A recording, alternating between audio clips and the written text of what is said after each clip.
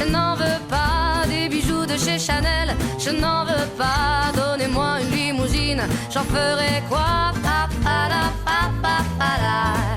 Offrez-moi du personnel, j'en ferai quoi?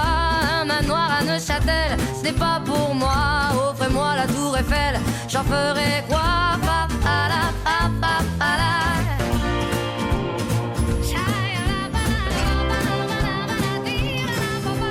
Je veux de l'amour, de la joie, de la bonne humeur. Ce n'est pas votre argent qui fera mon bonheur. Moi je veux crever la main sur le cœur. Ano passado o festival foi muito legal e para continuar, dar continuidade a esse tipo de acesso ao cinema, foi que deu vontade de fazer pela segunda vez o festival agora em 2012.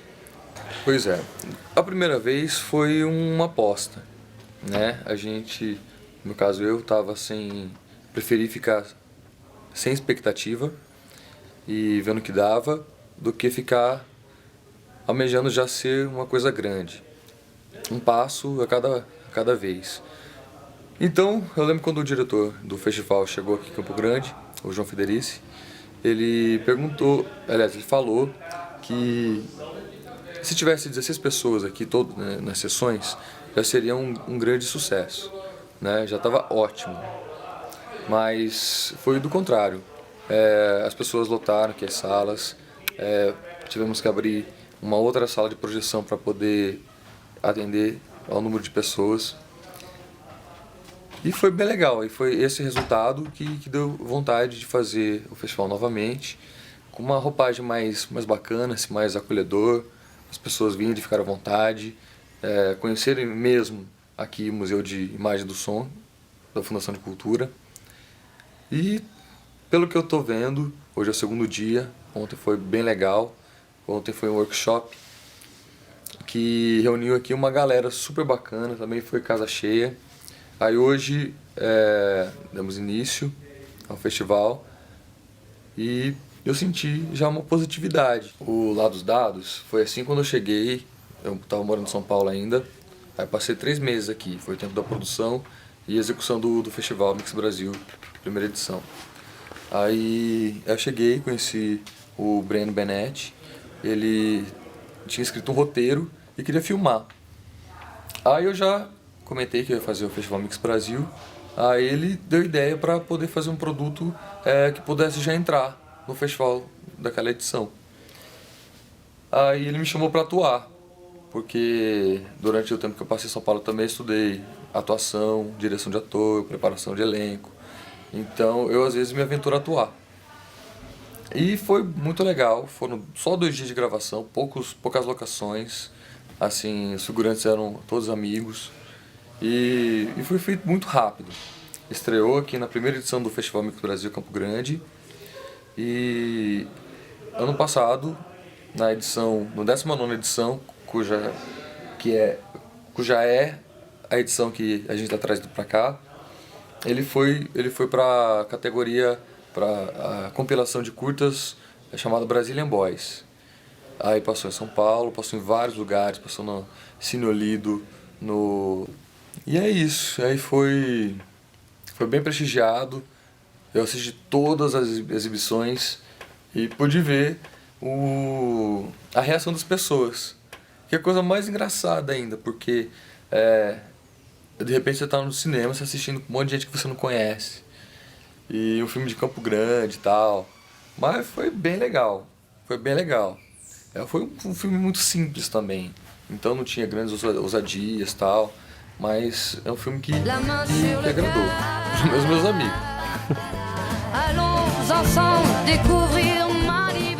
E eu acho que a importância do cinema, da arte em geral, acho que o teatro, a música, para se questionar e se levar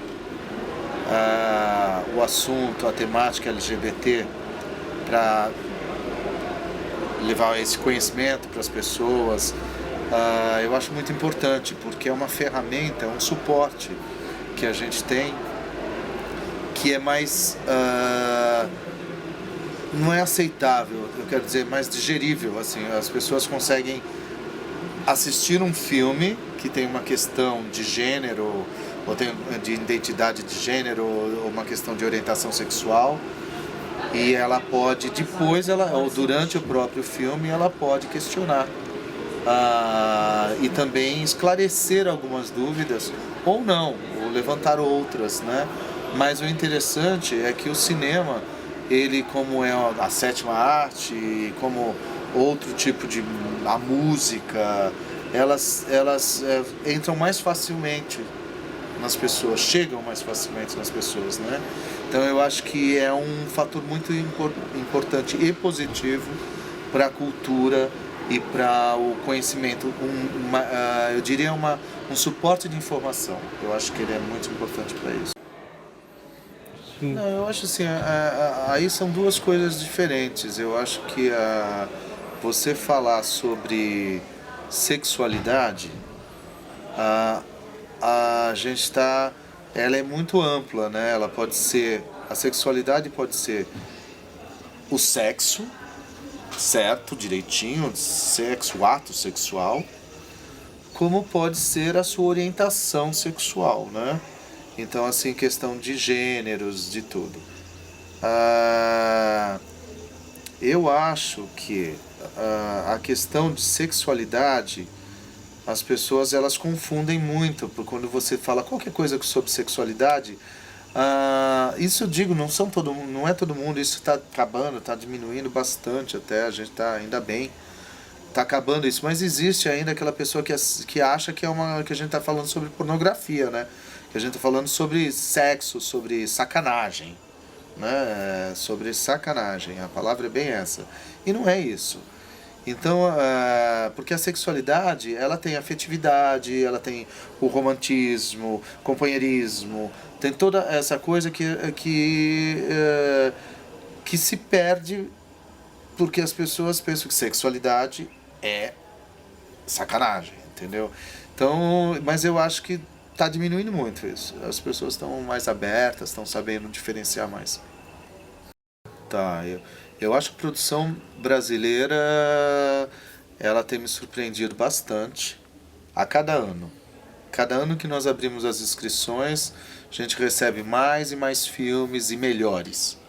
Então eu acredito, e você viu aqui, vai ver aqui em Campo Grande mais ainda, essa itinerância, essa curadoria que eu fiz, ela é toda nacional. Só tem um filme que é um longa, que é muito poético, que é o Tomboy, que é muito poético, que é de uma sensibilidade assim incrível. Então eu acho importante ele estar presente nessa itinerância, mas o cinema nacional ele está ficando tão forte, que eu não vejo mais necessidade de a gente ter dentro da itinerância uma programação internacional. Então, assim, isso é o próprio cinema nacional que está ganhando esse espaço.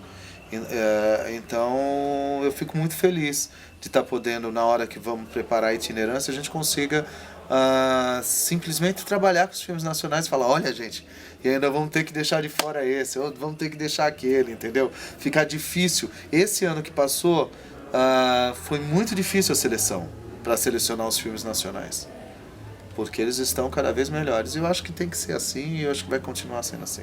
Para inscrever o seu filme no festival, você acessa www.mixbrasil.org.br, já vai entrar na ficha de inscrição, aí você preenche e manda uma cópia lá pra gente assistir, e também ele tem uma data, termina agora dia 31 de julho. Allons ensemble découvrir ma liberté. Você gosta dessa energia, porque depois eu vou fazer meu mero ainda. Lasquinei, minha irmã.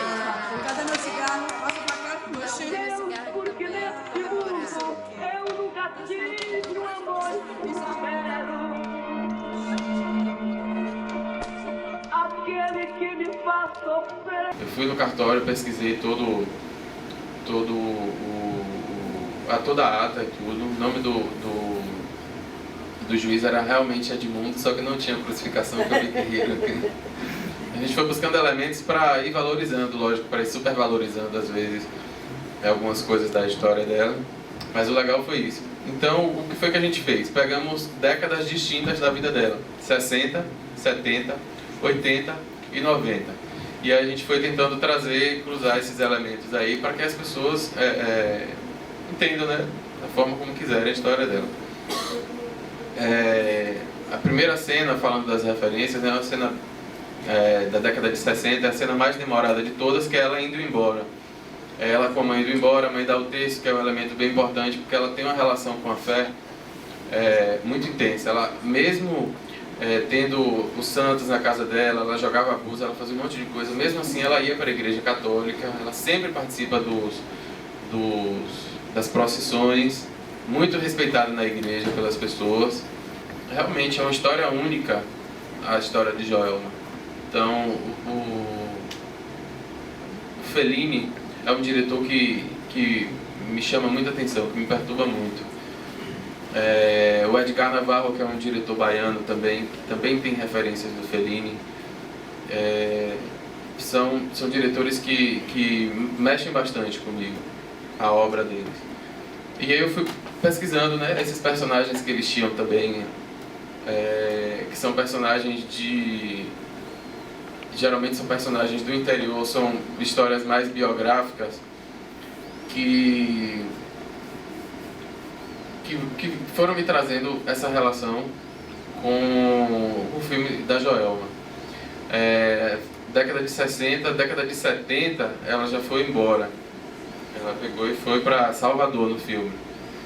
Em Salvador ela vai, encontra o marido e encontra a boneca ao mesmo tempo.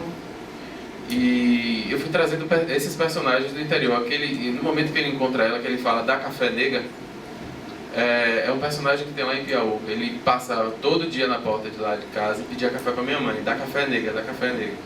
E aí eu contava para as pessoas não acreditavam. A cidade é cheia de personagens incríveis, assim, muito surreais. Às vezes chegam até a ser surreais. Geralmente são personagens do interior, são histórias mais biográficas que foram me trazendo essa relação com o filme da Joelma. Década de 60, década de 70, ela já foi embora. Ela pegou e foi para Salvador no filme. Em Salvador ela vai, encontra o marido e encontra a boneca ao mesmo tempo.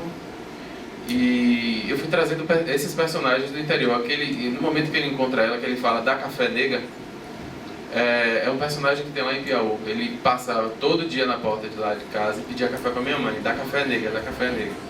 E aí eu contava para as pessoas não acreditavam. A cidade é cheia de personagens incríveis, assim, muito surreais. Às vezes chegam até a ser surreais.